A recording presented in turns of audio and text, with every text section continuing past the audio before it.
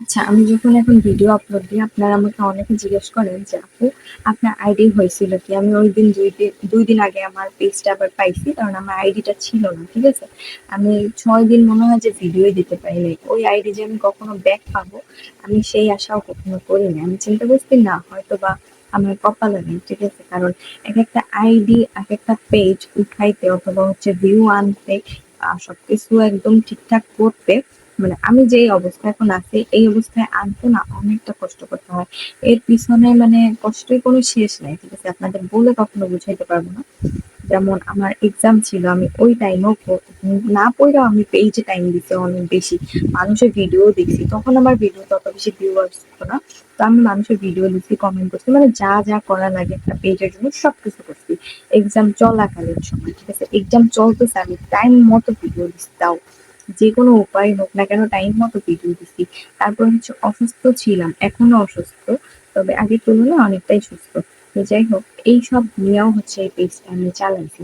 তারপরে যখন হচ্ছে দেখলাম আমার পেজটার মধ্যে আমি আর ঢুকতে পারতেছি না, বিশেষ করে অনেক কান্না করছি। ঠিক আছে?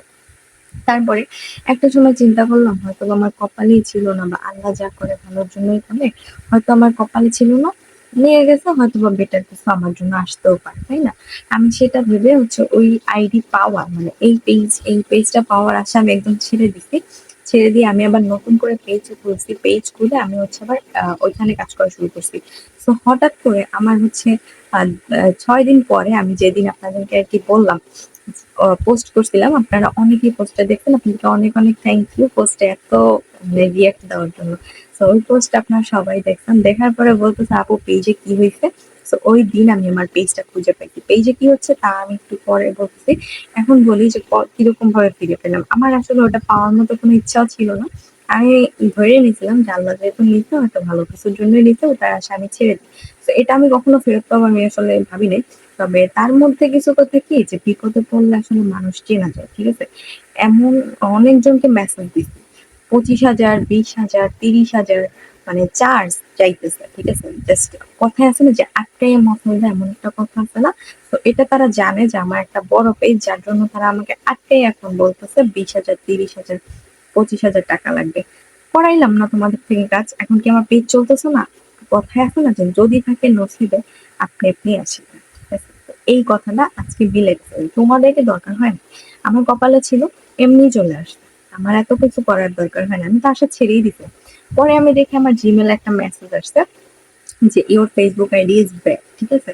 সেটা এই আইডি না, কিন্তু সেটা মেইন আইডি না, সেটা আমার ছিল একটা ফেক আইডি অথবা বলতে পারেন যে সাইড আইডি। ঠিক আছে? আমার ওই ফেক আইডি না, কিন্তু হচ্ছে সাইড আইডি। দুই একটা আইডি মানুষের থাকে না, সাইড আইডি কিন্তু মেইন আইডি বলতে পারেন যে আইডি। আমার হচ্ছে কি ফোনের থেকে সবগুলো আইডি ডিসেবল হয়ে গেছিল।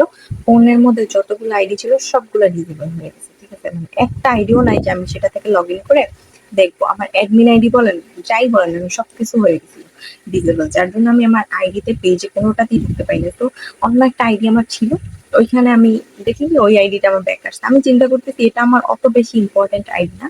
তো এটা যখন ব্যাক আসলা, আমার মেইন আইডিটা ব্যাক আসতে পারতাম না, তাইলে তো আমি পেজটার মধ্যে একটু ঢুকতে পারতাম। তখন আমার মাথায় একটা জিনিস কাজ করলো যে আমার মেইন আইডি ডিসেবল হয়েছে, কিন্তু অ্যাডমিন আইডি তো আমি আপনি করিনি। অ্যাডমিন আইডি ফেরত আসলেও আসতে পারে। আমি সাথে সাথে হচ্ছে অ্যাডমিন আইডিটা চেক করলাম যে অ্যাডমিন আইডিতে আমি ঢুকতে পারতেছি কিনা। অ্যাডমিন আইডিতে ঢোকার সাথে সাথে দেখতেছি হ্যাঁ আমার আইডি লগ ইন হয়েছে। কিন্তু তার মানে বুঝলাম যে অ্যাডমিন আইডি আমার ঠিক হয়ে গেছে। সাথে সাথে ভাই পেজের মধ্যে ঢুকে তারপর হচ্ছে অ্যাডমিন আইডি চেঞ্জ করছি। অ্যাডমিন আইডি চেঞ্জ করে ফোনের মানে পেজের অ্যাক্সেস অন্য ফোনে পাঠাইছি। ঠিক আছে? মানে পেজটা জানি আমার নিয়ন্ত্রণে থাকে। অন্য কিছু যায় যাক। কারণ যেকোনো সময় অ্যাডমিন আইডিও চলে যেতে পারে। আমি ভয়ে ছিলাম যে আগে পেজটা নিয়ে দিই। তো পেজ ঠিকঠাক করা হয়েছে। এখন আমি কিছুক্ষণ পরে চিন্তা করতেছি কি যে আমি আমার মেইন আইডিও মনে হয় যে ব্যাক আসছে, একটু দেখা উচিত আমার। তো একটু পরে আমি আবার আমার মেইন আইডিতে লগ ইন করলাম। আল্লাহ দেখি মেইন আইডিও চলে আসছে। যেই আইডি ডিসেবল হওয়া আইডি কোনোভাবেই ঢোকা যাচ্ছিল না। একদম ডিসেবল করে দিয়েছে। Permanent disable. সেইখানে একলা একলাই এখন চলে আসছে। কোথায় আছে যদি থাকে নসিবে আপনি আপনি আসিবে। সেইটাই আমার সাথে হয়েছে। আমি এটা পাওয়ার আশা ছেড়েই দিছিলাম। কারণ কারো কাছ থেকে যে ঠিক করাবো, বিশেষ করে একটা মানুষ পাই নাই যে আমার হেল্প করছে। ঠিক আছে? 20,000, 30,000 মানে কমাবেই না। আমি বলছি কি আমার কাছে বর্তমানে কোনো টাকা নেই। 10,000 টাকার মতো রাখেন, আমি পার্টিতে পারলে পরে দিব, না হলে আপনি 10,000 টাকা রাখেন বর্তমানে। কারণ সত্যি কথা, আমি যেটা সত্যি সেটাই বলছি। কারণ আমার কাছে বর্তমানে একটা টাকাও নাই। আমি ডক্টর দেখাই আমার অলরেডি অনেকগুলা টাকা শেষ। কিছুদিন আগে ডাক্তার দেখাই আসছি।